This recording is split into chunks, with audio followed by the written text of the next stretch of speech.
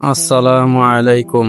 আমরা প্রতি বছর ঈদুল আজহায় পশু জবাই করি, গোশত ভাগাভাগি করি, আত্মীয় স্বজনকে দাওয়াত দিই। কিন্তু কখনো কি ভেবেছেন এই কুরবানির আসল ইতিহাস কি? এটি কি শুধু একটি রীতি, নাকি 4,000 বছর আগে এক বাবা ও ছেলে আল্লাহর সামনে আত্মসমর্পণের সেই মহান চুক্তি, যা আজও আমাদের ইমানের পরীক্ষা নেয়?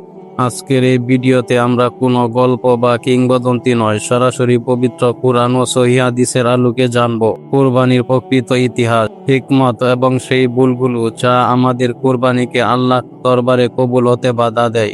ভিডিওটি শেষ পর্যন্ত দেখুন, কারণ এখানে এমন সত্য আছে যা আপনার এবারের কুরবানিকে আমলে বদলে দিতে পারে। কুরবানির ইতিহাস শুরু হয় হযরত ইব্রাহিম আলাইহিস সালামের সেই চিরনীয় পরীক্ষা থেকে। পবিত্র কুরআনের সূরা সাফফাতের 102 থেকে 107 নম্বর আয়াতে আল্লাহ তাআলা নিজে এই ঘটনাটি বর্ণনা করেছেন। ইব্রাহিম আলাইহিস সালাম স্বপ্নে দেখলেন তিনি তার প্রিয় পুত্র ইসমাইল আলাইহিস সালামকে কুরবানি করছেন। নবীদের স্বপ্ন ওহী হয়। তিনি ছেলেকে বললেন, হে বৎস, আমি স্বপ্নে দেখেছি আমি তোমাকে জবাই করছি, তুমি কি মনে করো? ইসমাইল আলাইহিস সালামের জবাব ছিল ইতিহাসের সবচেয়ে মহান আত্মসমর্পণ। হে আব্বা, আপনাকে যা নির্দেশ দেওয়া হয়েছে তাই পালন করুন। ইনশাআল্লাহ আপনি আমাকে ধৈর্যশীলদের অন্তর্ভুক্ত পাবেন। বাবা ছেলে উভয়ে আল্লাহর হুকুমের সামনে মাথা নত করলেন। ঠিক সেই মুহূর্তে যখন ইব্রাহিম আলাইহিস সালাম ছুরি চালাতে উদ্যত হলেন, আল্লাহ তাআলা ডেকে বললেন, হে ইব্রাহিম, তুমি তোমার স্বপ্ন সত্যে পরিণত করেছ। আমি তোমাদের এই ত্যাগের বিনিময় তোমাদের পুরস্কৃত করব। এবং আকাশ থেকে একটি দুম্বা পাঠিয়ে ইসমাইল আলাইহিস সালামের পরিবর্তে তা কুরবানি করতে নির্দেশ দিলেন। এটি কুরবানির প্রথম ও আসল ইতিহাস, কোনো লোককথা নয়, সরাসরি কোরআনের ঘোষণা।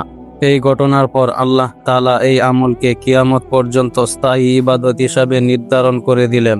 পবিত্র কোরআনের সূরা কাউসারে আল্লাহ তাআলা রাসূলুল্লাহ সাল্লাল্লাহু আলাইহি ওয়াসাল্লামকে নির্দেশ দিয়ে বললেন, অতএব তুমি তোমার রবের জন্য নামাজ কায়েম করো এবং কুরবানি করো। সূরা কাউসার 2 নম্বর আয়াত।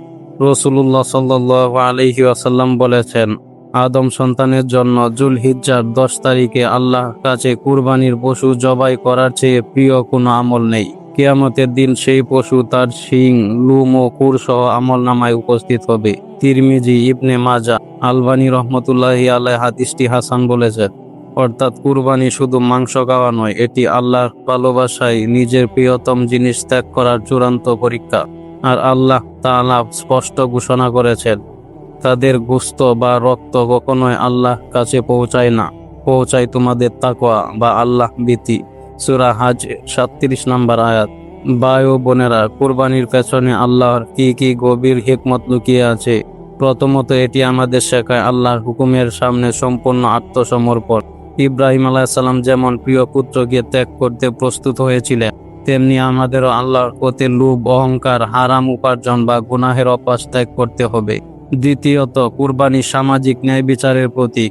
ধনী গরিবের ব্যবধান ঘোচাতে, যাদের বছরে একবারও মাংস খাওয়া হয় না, তাদের মুখে হাসি ফোটাতে আল্লাহ এই ব্যবস্থা করেছে। তৃতীয়ত, এটি ইমানের পুনর্নবীকরণ। প্রতি বছরে এই আমল আমাদের মনে করিয়ে দেয় আমরা আল্লাহ বান্দা, আমাদের সবকিছুই তারই। জীবন, সম্পদ, সময় সবই তার আমানত। রাসূলুল্লাহ সাল্লাল্লাহু আলাইহি ওয়াসাল্লাম বলেছেন, তোমরা হজ ও উমরা পরপর করতে থাকো, কারণ এই দুটো কাজ মানুষের দারিদ্র ও গুনাহকে এমনভাবে দূর করে দেয় যেমন কামারের হাপড় লোহার ময়লা দূর করে দেয়। তিরমিজি। অর্থাৎ কুরবানি শুধু খরচ নয়, এটি বরকত, মাগফিরাত ও জান্নাতের চাবিকাঠি। আজকের যুগে কুরবানি নিয়ে অনেক ভুল ধারণা ছড়িয়ে পড়েছে। আসুন কুরআন হাদিসের আলোকে সেগুলো পরিষ্কার করি। ভুল 1, কুরবানি মানে শুধু মাংস খাওয়া। সত্য, কুরবানি একটি ইবাদত। নিয়ত ছাড়া, আল্লাহর নাম ছাড়া জবাই করলে তা কুরবানি নয়, সাধারণ জবাই। ভুল 2, শুধু ধনীদেরই কুরবানি দেওয়া উচিত। সত্য, হানাফি মাযহাব অনুযায়ী 7.5 তোলা রূপার সমমূল্য সম্পদ থাকলে কুরবানি ওয়াজিব। অন্য মাযহাব একে সুন্নতে মুআক্কাদা বলেছেন, কিন্তু সামর্থ্য থাকলে ছাড়া উচিত নয়। ভুল 3, কুরবানির মাংস বা চামড়া বিক্রি করা যাবে। সত্য, কুরবানির পশু বা তার কোনো অংশ বিক্রি করলে কুরবানি বাতিল হওয়ার ঝুঁকি থাকে। চামড়া গরিবদের দান করা বা আমানত হিসাবে রাখা উত্তম। আর হ্যাঁ, জবাইয়ের সময় পশুটিকে কষ্ট দেওয়া যাবে না।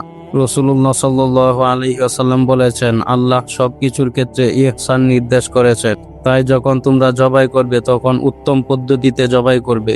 ধারালো ছুরি ব্যবহার করো এবং পশুটিকে যেন কষ্ট না হয়। মুসলিম ভাই ও বোনেরা, কুরবানি কোনো প্রদর্শনী নয়, এটি আল্লাহ দরবারে আমাদের ভালোবাসার প্রমাণ। যখন আপনি আল্লাহ নামে পশু জবাই করবেন তখন মনে রাখবেন আপনি শুধু মাংস দিচ্ছেন না, আপনি আপনার অহংকার, লোভ ও দুনিয়ার মোহকে আল্লাহর পথে ত্যাগ করছেন। এবারে জুলহিজ্জায় যেন আমাদের কুরবানি আল্লাহ দরবারে কবুল হয় সেই দোয়া করি। যদি এই ভিডিওটি আপনার ঈমান ও জ্ঞান বাড়িয়ে থাকে তাহলে লাইক দিন, শেয়ার করুন এবং চ্যানেলটি সাবস্ক্রাইব করুন।